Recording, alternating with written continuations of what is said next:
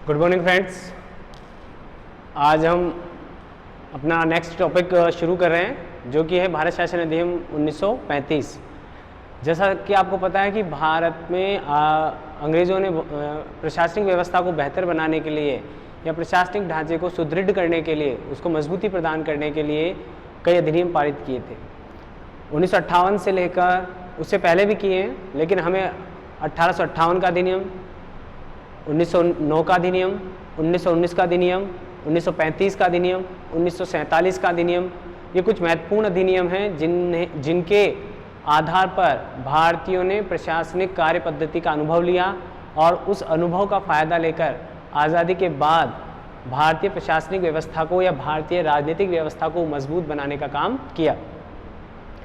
आपको पता होना चाहिए कि हमने ये जो अधिनियम है इन्हें हमारे सिलेबस में शामिल करने का जो कारण रहा वह सिर्फ इतना ही रहा कि हमें ये पता होना चाहिए कि जो आज की हमारी प्रशासनिक व्यवस्था है वह प्रशासनिक व्यवस्था कहाँ से ली गई है, कैसे कार्य कर रही है या प्राचीन समय में कैसे कार्य कर रही थी।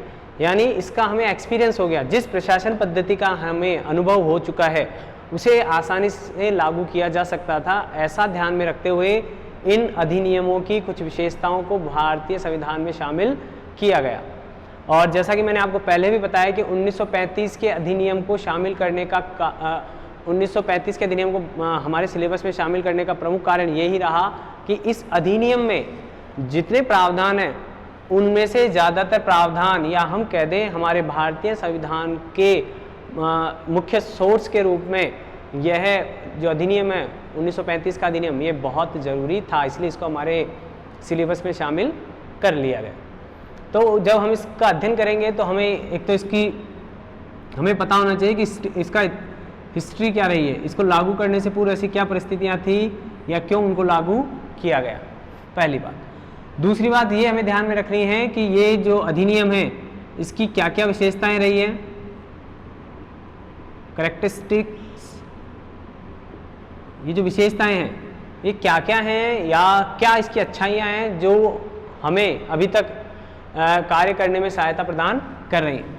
उसके बाद हम ये देखेंगे कि जो इसका गठन किया गया था, यानी जो इसका सबसे बड़ी बात जिसके अंतर्गत हमें पढ़ना है वो है प्रांतीय स्वायत्तता। प्रांतीय स्वायत्तता यानी प्रांतीय स्वायत्तता का क्या स्वरूप रहा, क्या उसका संगठन रहा यानी कैसे दी गई, ये दोनों बातें हमें पता होनी चाहिए। मतलब जो इसके लाभ हानि थे या वास्तव में प्रांतीय स्वायत्तता का अर्थ क्या होता है, वो हमें वास्तव में मिली या नहीं मिली, ये सारी चीज़ें हमें इसमें स्पष्ट तौर पर दिखाई देंगी।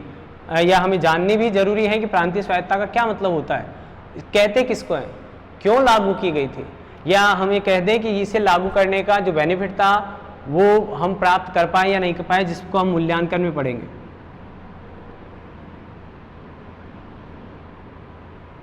यानी ये सारी बातें हमें पता होनी चाहिए। इस मूल्यांकन का जब अध्ययन करेंगे तो हम देखेंगे कि कौन कौन सी चीज़ें वर्तमान संविधान में भी शामिल की गई है। वर्तमान संविधान में शामिल अनुच्छेद कौन कौन से हैं,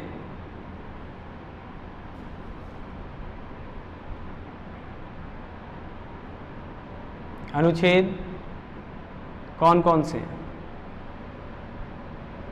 तो ये सारी चीज़ें हमें पता होनी चाहिए, तब हमारा 1935 का भारत शासन अधिनियम कंप्लीट हो पाएगा। यानी हम और आप राजनीतिक विषय को पढ़ रहे हैं तो आपको पता होना चाहिए कि अगर आज चुनाव हो रहे हैं तो चुनाव किस पद्धति से हो रहे हैं, राष्ट्रपति का पद आया है तो क्यों आया है, राष्ट्रपति से पहले इस पद को किस पद की तुलनात्मक रूप से किस पद के समकक्ष हम रख सकते थे। अगर आज राज्यपाल का पद है तो राज्यपाल का पद प्राचीन समय से है या पहली बार हमारे संविधान के द्वारा हमें दिया गया था। ऐसी जानकारी जब हमें पता होगी तो हम या जो हमारी जो विधानसभा है, विधान परिषद है, लोकसभा है, राज्यसभा है, ये सारा जो सिस्टमैटिक जो डिवाइडेशन है वो डिवाइडेशन हमें अभी मिला है हमारे संविधान से या पहले भी विश्व में भी और भारत में भी ऐसी व्यवस्थाएं रह चुकी हैं या नहीं। इनको देखने के साथ साथ हम इनके महत्व का पता कर पाएंगे। तो ये सारी चीज़ें हमको पता होनी चाहिए। ये हालांकि शॉर्ट में लिख दिया है मैंने, लेकिन जब आप इसमें गहराई में जाएंगे तो ये विषय अपने आप में बहुत विस्तृत विषय है। आगे देखें आप, अगर हम बात करें तो सबसे पहला जो विषय मैं बता रहा हूँ इसका फीडबैक जो है, क्यों ये लाया गया था। तो आप देखिए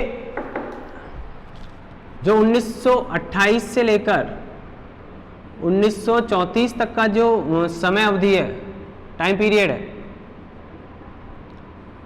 उस समय कई ऐसी घटनाएं हुई हैं जिन घटनाओं की वजह से भारतीय जनमानस में आक्रोश उत्पन्न हो रहा है। जैसे साइमन कमीशन, क्योंकि हमने सविनय अवज्ञा आंदोलन पढ़ा है, साइमन जो कमीशन है उससे जो असंतोष उत्पन्न हुआ वह है।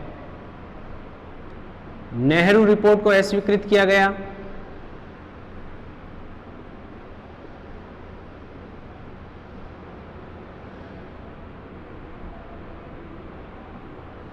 नेहरू रिपोर्ट की अस्वीकृति,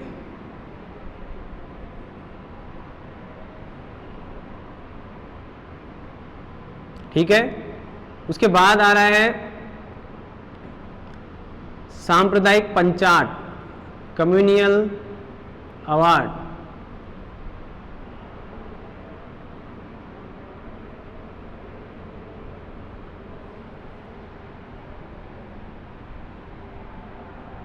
अगर मैं इनकी सन इनके साथ लिख दूं तो आपको आसानी रहेगी।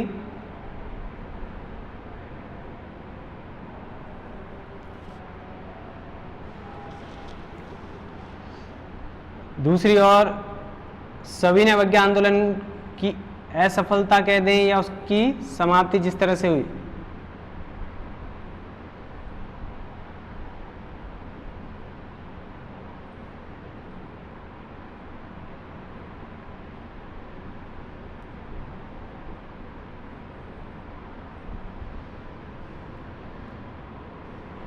ठीक है। एक और था जो गोलमेज सम्मेलन है, आपको पता होना चाहिए कितने गोलमेज सम्मेलन हुए।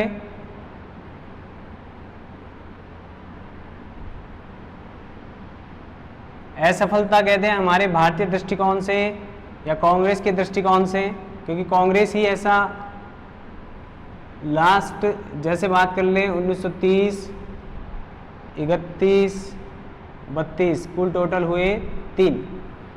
तो जैसा कि मैं आपको बता रहा हूं कि ये जो तीनों, ये जो 6 कारण हैं, इन 6 के 6 कारणों के ने भारतीय जनमानस में आक्रोश का जन्म कर दिया। और आक्रोश, उस आक्रोश की वजह से ये हुआ कि हम भारतीयों में, मैं इसको ऊपर लिख देता हूं, आपको दिखाई नहीं दे रहा होगा एक बार। तो तीसरा नेक्स्ट जो हमारा कारण है वह था गोलमेज सम्मेलनों की असफलता। गोलमेज सम्मेलनों की असफलता।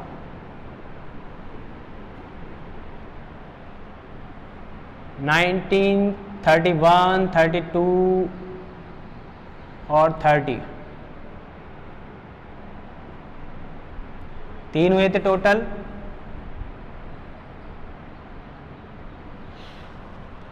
तो आप ये देखिए कि जब इन तीनों सम्मेलनों को असफल हो गए, किसके दृष्टिकोण से, मैंने पहले बताया आपको, कांग्रेस के दृष्टिकोण से। और जब कांग्रेस के दृष्टिकोण से असफल हो गए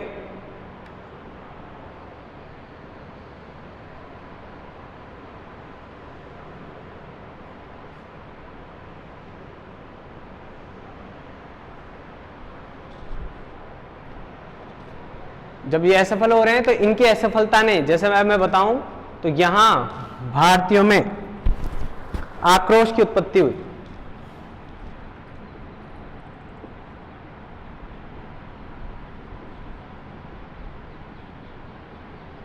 और इस आक्रोश को दबाने के लिए अंग्रेजों ने भारत को एक अधिनियम पकड़ा दिया, जैसा कि हर बार होता है।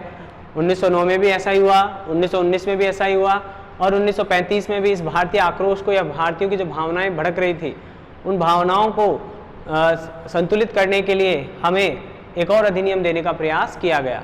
इसके लिए आप देखें, इसके लिए जो काम किया गया, श्वेत पत्र पारित किया गया। हालांकि आंदोलन समाप्त हुआ 1934 में, सविनय अवज्ञा आंदोलन, लेकिन उसकी भूमिका पहले ही तैयार हो गई थी, यानी उसकी समाप्ति ने पहले ही आक्रोश को जन्म दे दिया था। ठीक है, तो हमें ये बात ध्यान में होनी चाहिए कि हम किन परिस्थितियों में काम कर रहे थे, कि इन परिस्थितियों में अंग्रेजों ने हमारे लिए ये काम किया। तो ये बात हो गई पहली। अब इसके आधार पर श्वेत पत्र जारी किया गया मार्च में। इस श्वेत पत्र के द्वारा जो रिपोर्ट प्रस्तुत की गई या जो सिफारिशें की गई, जो कि ब्रिटिश संसद में पारित हुआ,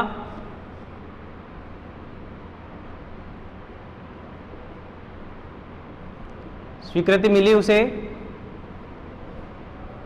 और इस स्वीकृति के बाद इन सिफारिश में थोड़ा सा परिवर्तन करके या कुछ चेंजेस करके इन्हें ही 1935 के भारत शासन अधिनियम के तहत या उसके रूप में ही लागू कर दिया गया। कुछ चेंजेस किए गए श्वेत पत्र के जो सिफारिशें थी उनमें, और उन सिफारिशों में चेंज करके उसे भारत शासन अधिनियम के रूप में भारतीयों को दे दिया गया। यानी हम कहना चाह रहे हैं कि वो जो सारे कारण थे, उन कारणों का एक निचोड़ निकाला गया, एक सार तत्व निकाला गया श्वेत पत्र में, और फिर अंग्रेजों ने उस श्वेत पत्र में भी परिवर्तन कर दिए। यानी उन सिफारिशों में भी रद्दोबदल करने के बाद, चेंजेस करने के बाद उन्हें भारत शासन अधिनियम के तौर पर लागू किया। ये अधिनियम उस समय का सर्वाधिक बड़ा अधिनियम था।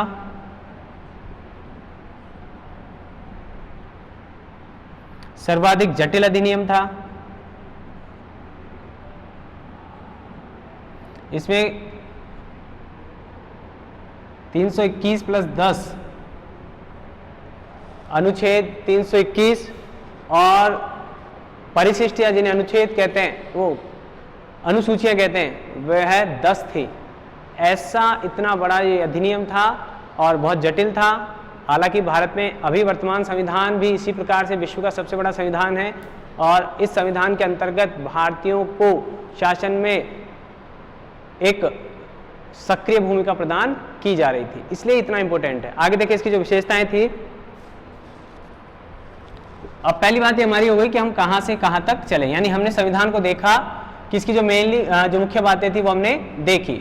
अब दूसरी हम देखते हैं इसकी क्या क्या विशेषताएं रही हैं, इनको जानना जरूरी है। विशेषताएं आपको पता होगी तो आप जान सकते हैं कि जैसे मैं विशेषताएं लिखूंगा आप समझ जाएंगे कि ये हमारे लिए अच्छी थी और ये हमारे लिए अच्छी नहीं थी, या ये वर्तमान में आज भी हमारे साथ है, उपलब्ध है, और ये वर्तमान में हमारे साथ उपलब्ध नहीं है। तो आप देखें,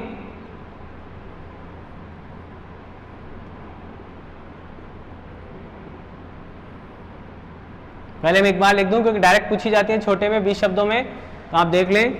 सबसे पहले इसकी विशेषता जो थी, ये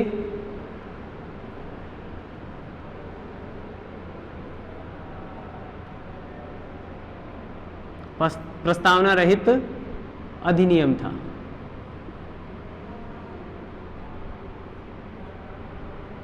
पहली बात। दूसरी बात थी कि एक अखिल भारतीय संघ बनाने की यहां बात की गई थी।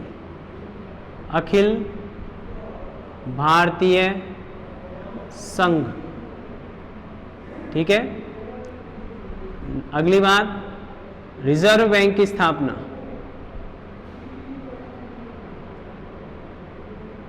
जिस क्रम में या जैसा मैं लिख रहा हूं आप उन्हें याद रखें, आप समझ जाएंगे जब आप इसको पढ़ेंगे तो आपको ध्यान आएगा कि सर ने क्या किस क्रम में लिखे। इसके बाद आया संघीय न्यायालय की स्थापना।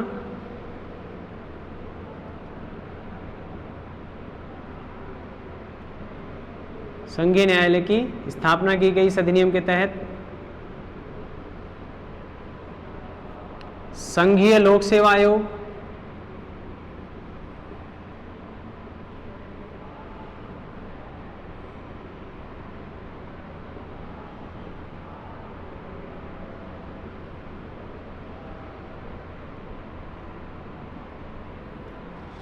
ये चारों चीजें हमें दी गई हैं, चारों ये संगठन दिए गए हैं, यानी हमने कुछ नव निर्माण इस अधिनियम के द्वारा किया गया। इसके बाद देखिए आप, प्रांतीय स्वायत्तता,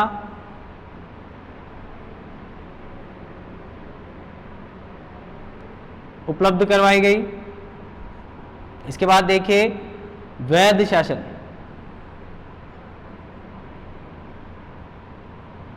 वैध शासन दिया गया, लेकिन कहां दिया गया? केंद्र में। ठीक है। इसके बाद देखें आप, नए प्रकार से शक्ति विभाजन किया गया।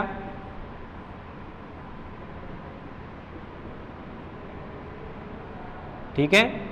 उसके बाद आप देखिए, आप देखते चलिए, कुछ आपको कोई बहुत बाहरी शब्द नहीं है ये।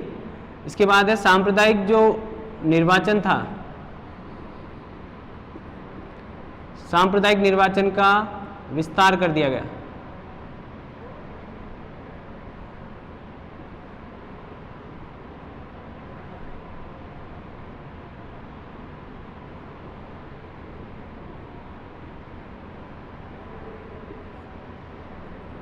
इसके बाद देखिए आप, ब्रिटिश संसद की सर्वोच्चता को भी बनाए रखा गया।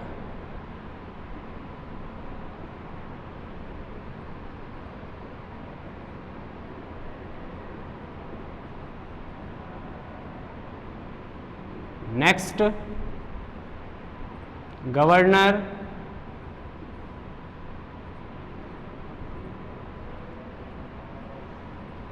और गवर्नर जनरल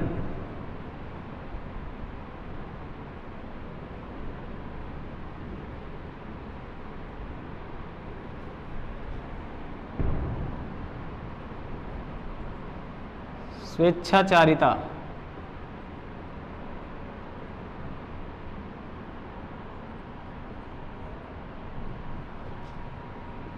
बर्मा,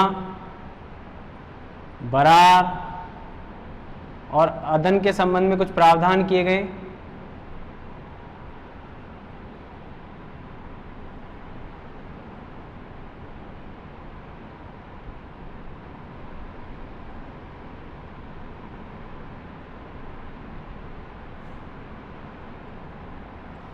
तो ये कुछ महत्वपूर्ण इसकी विशेषताएं रही हैं जिन्हें हमें ध्यान में रखना है। इनके आधार पर जब हम इसका विश्लेषण करेंगे तो हमें पता लगेगा कि ये जो अधिनियम है ये किस प्रकार से हमारे लिए अच्छा है, किस प्रकार से इसमें कोई कमी रही है। इन सब बातों को ध्यान में रखते हुए जब हम देखेंगे, एक और देखें आप, एक और आया, एक और लिखें आप, तो आप ये ध्यान रखें कि ये जो 12 बिंदु लिखे हमने, एक तो इसको देखना पड़ता है कहाँ नीचे, ज़्यादा नीचे तो नहीं चले गए। इसमें देखिए आप, भारत परिषद का अंत कर दिया गया।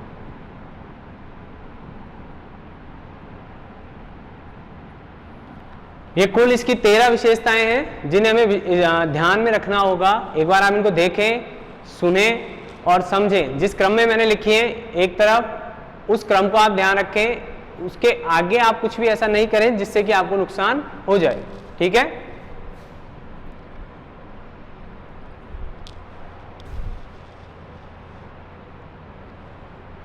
तो यह है प्रस्तावना रहित है। देखिए पहली बात, सबसे पहली बात इसको समझेंगे, अखिल भारतीय संघ की स्थापना हुई, रिजर्व बैंक की स्थापना हो रही है, संघीय न्यायालय की स्थापना हो गई, संघीय लोक सेवा आयोग की स्थापना हुई। यानी 4 चीजें तो हमें ये प्राप्त हो रही हैं जो आज भी हमारे साथ हैं। प्रांतीय स्वायत्तता हमने दे रखी है प्रांतों को। किन्हीं मामलों में द्वैध शासन आज भी है। दो सूची, द्वैध शासन आज बस उस तरीके से नहीं है जिस तरीके से अंग्रेजों ने हमें दिया था। शक्ति विभाजन किया हुआ है। शक्ति विभाजन के अंतर्गत आप समझ जाएंगे, ये है आज हमारे साथ, ये जो डिवाइडेशन किया हुआ ये हमारे साथ है। सांप्रदायिक निर्वाचन पद्धति नहीं है हमारे पास, लेकिन इसका मतलब ये नहीं है कि किसी संप्रदाय विशेष या जाति विशेष के लोगों का हम निर्वाचन नहीं करते हैं। हमारे पास जो विकल्प हैं उन विकल्पों के आधार पर हम ये कह सकते हैं कि ये जो ये जो अधिनियम है ये वर्तमान की तुलना में इस मामले में ज़्यादा बेहतर नहीं था। यानी सांप्रदायिक निर्वाचन अपने आप में उचित नहीं था। आगे चलें आप। इसके बाद हम देखें, इसके बाद देख रहे हैं ब्रिटिश संसद की सर्वोच्चता, ये भी गायब हो चुका है अभी वर्तमान में। गवर्नर और गवर्नर जनरल की स्वेच्छाचारिता ये अभी यहाँ पर नहीं है, लेकिन गवर्नर की जगह आ गए हैं राज्यपाल और गवर्नर जनरल की जगह आ गए हैं राष्ट्रपति। तो उनका जो व्यवहार है उसे आप स्वेच्छाचारिता नहीं कह सकेंगे, क्योंकि हमारे यहाँ सुप्रीम कोर्ट की व्यवस्था की गई जैसे यहाँ थी, लेकिन ये सुप्रीम कोर्ट के बारे में बात करेंगे क्या कमी है इसमें। बर्मा, बरार और अदन के बारे में ये अलग हो चुके हैं। बरार आज निजाम के नियंत्रण में था उस समय, तो आज इसकी वो स्थिति नहीं है। भारत परिषद का अंत हुआ था, तो ये भारत परिषद हमारे पास नहीं है। अब हम एक एक करके इनके बारे में चर्चा करेंगे। तो सबसे पहली बात हम कर रहे हैं प्रस्तावना रहित जो अधिनियम है हमारा, क्या वाकई में ये अधिनियम प्रस्तावना रहित था, ऐसा प्रश्न आता है, क्योंकि मैंने ये लिख रखा है। तो इसका मतलब ये नहीं है, इसको देखिए आप,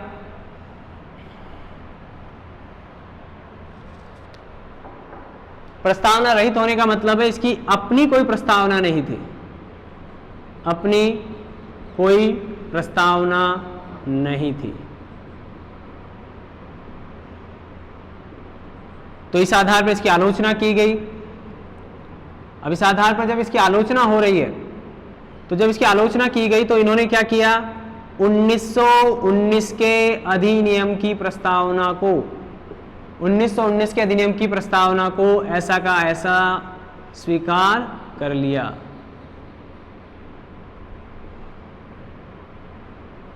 को ही स्वीकार किया गया। ठीक है। अब समझ में आई होगी आपको बात, प्रस्तावना समाप्त कर दी ऐसा नहीं है, थी नहीं ऐसा नहीं है, लेकिन जो प्रस्तावना थी वो इसकी नई, या हम कहते हैं मौलिक प्रस्तावना नहीं थी, कॉपी कर ली गई थी। ये जो कॉपी की गई प्रस्तावना थी, इसका जो हमें मोटिव था या मेन उद्देश्य जो था, या हम कहते हैं एक शब्द में उसका औपनिवेशिक स्वराज्य या स्वशासन, यानी भारतीयों को धीरे धीरे धीरे धीरे धीरे धीरे धीरे धीरे धीरे क्या दे देंगे, यानी एक साथ नहीं देना चाहते थे, जैसा कि हमने पहले भी डिस्कस कर चुके हैं। हम अंग्रेज हमारे यहाँ सुधार लाना चाहते थे धीरे धीरे, उदारवादी भी चाहते थे धीरे धीरे, यानी क्रमिक सुधार। तो ये धीरे धीरे भारत को औपनिवेशिक स्वशासन या स्वराज्य के रूप में परिणित कर देते, या प्रशासन को इस तरह का कर देते कि भारतीय स्वयं ही इस राज्य का नियंत्रण या संचालन कर सके। तो जो इसकी प्रस्तावना की बात थी वो, यानी एक तरह से 1935 का अधिनियम भारत को औपनिवेशिक स्वराज्य या स्वशासन प्रदान करना चाहता था, और इसकी ये बात कहाँ से ली गई, 1919 के अधिनियम के द्वारा, ये इसकी बात हो गई। ठीक है।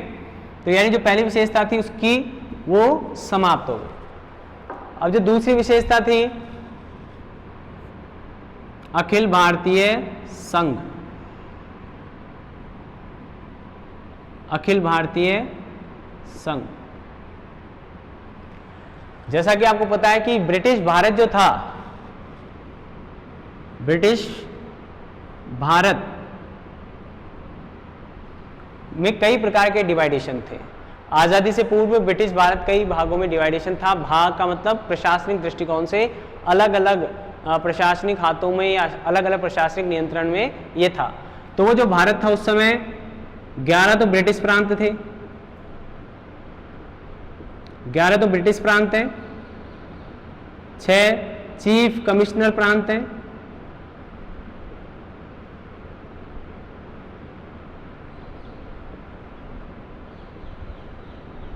और शेष जो बच रहे हैं वे देशी रियासतें थी। इनकी संख्या छोटे बड़े के आधार पर बांटी गई है। वैसे 121 थे, हमने पिछले वीडियो में चर्चा की थी तब, उनमें से कुछ बड़े कुछ छोटे इस तरह की रियासतें थी। तो शेष जो देशी रियासतें ये ब्रिटिश भारत था। यानी इस ब्रिटिश भारत को मिलाकर एक भारत संघ या एक अखिल भारतीय संघ बनाने का प्रस्ताव भी इस अधिनियम के द्वारा रखा गया था। इसका जो उद्देश्य था, यानी अंग्रेज चाहते थे कि सब लोगों को संतुष्ट किया जा सके, यानी देशी राजाओं को भी किया जा सके, और जो ब्रिटिश कंट्रोल में जो प्रांत आ रहे हैं उन्हें भी किया जा सके, और जो 6 चीफ कमिश्नरी जो प्रांत हैं, चीफ कमिश्नर के अंतर्गत जो प्रांत आ रहे थे उन्हें भी संतुष्ट किया जा सके। लेकिन इसकी एक शर्त ऐसी थी कि जब देशी रियासतों में आधे से ज़्यादा पॉपुलेशन वाले जब राज्य मिल जाएंगे तो उस शर्त पर ही इन्हें शामिल किया जाएगा। तो ये चीज़ पॉसिबल नहीं हो पाई। कहने का मतलब अखिल भारतीय संघ का निर्माण नहीं हो पाया, क्योंकि जो देशी रियासतें थी वह इस संघ में शामिल होने से उन्होंने इनकार कर दिया। यानी देशी रियासतों ने इस संघ में इनकार कर दिया कि हम शामिल नहीं होंगे। तो जब इन्होंने इनकार कर दिया तो पूरी व्यवस्था क्या हो गई, खराब हो गई। और इस पूरी व्यवस्था के समाप्त होने के साथ ही ये जो विचार था ये समाप्त हो गया। लेकिन एक आइडिया अच्छा था एक संघ बनाने का, जो भारतीयों के विचारों का प्रतिनिधित्व करता या उनमें एक यूनिटी की भावना ला सकता था, लेकिन ऐसा नहीं हो पाया। दूसरी देखें, संघीय लोक सेवा आयोग, संघीय लोक सेवा आयोग अभी भी है, यानी ये पहला अधिनियम था जिसमें प्रांत में तो पहले ही थे। संघ लोक सेवा आयोग की स्थापना या कार्य प्रणाली को ध्यान में रखते हुए एक अलग संघ आयोग बनाने की सिफारिश की गई, ऐसा प्रस्ताव आया गया, स्थापना की गई इसके द्वारा। इसके अलावा एक संयुक्त लोक सेवा आयोग, ये वर्तमान में भी हमारे संविधान में प्रावधान है इसका, संयुक्त लोक सेवा आयोग, यानी 2 या 2 से अधिक राज्यों के लिए एक जॉइंट लोक सेवा आयोग की स्थापना की जा सके, ऐसा विचार भी इन्होंने दिया था। यानी जो अखिल भारतीय स्तर पर सेवाएं हैं उन सेवाओं को संगठित या एकत्रित करने के लिए एक संघीय लोक सेवा आयोग की स्थापना इस अधिनियम के द्वारा प्रस्तावित की गई थी। आगे देखें आप, जो हमने दूसरी बात और की है वो देखें, ये मुख्य विशेषता है संघ लोक सेवा आयोग के बाद आप देखें संघीय न्यायालय।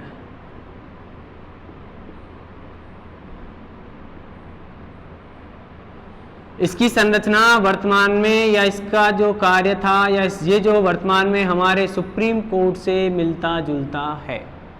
इसका जो कार्य है या ये जो है ये हमारे सुप्रीम कोर्ट की जैसी एक संस्था है जो उस समय संघीय न्यायालय के रूप में काम कर रही थी। अंतर इतना ही है, वैसे वो अंतर भी नहीं मान सकते, तो वर्तमान में सुप्रीम कोर्ट की तरह इसकी व्यवस्था की गई है। यह प्रीवी काउंसिल को अपनी प्रीवी काउंसिल में इसकी अपील की जा सकती थी, यानी इस पर भारत के बाहर इसके खिलाफ या इसके विरुद्ध की गई अपील सुनी जाती थी प्रीवी काउंसिल में।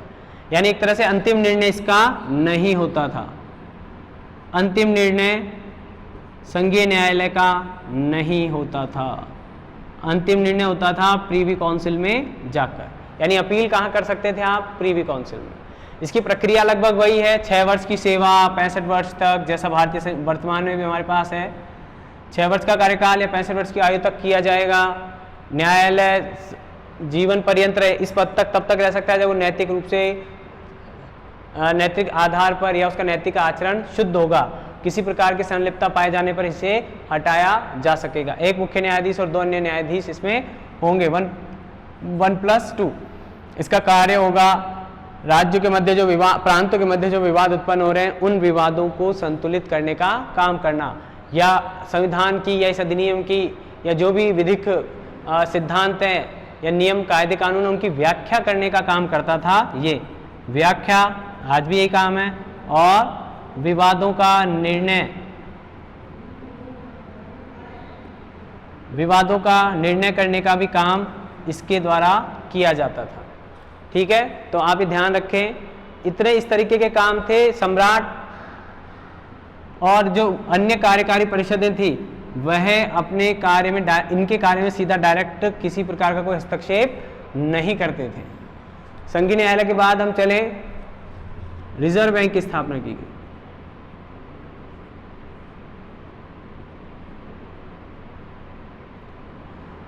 तो मुद्रा और वित्त से संबंधित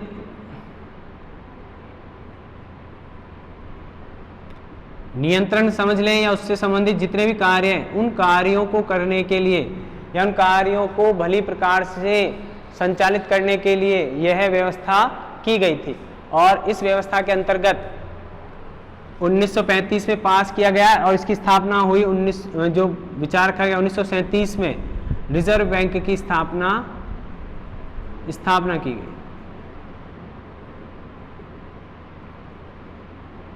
ठीक है, यानी इस 1935 के अधिनियम के ज़्यादातर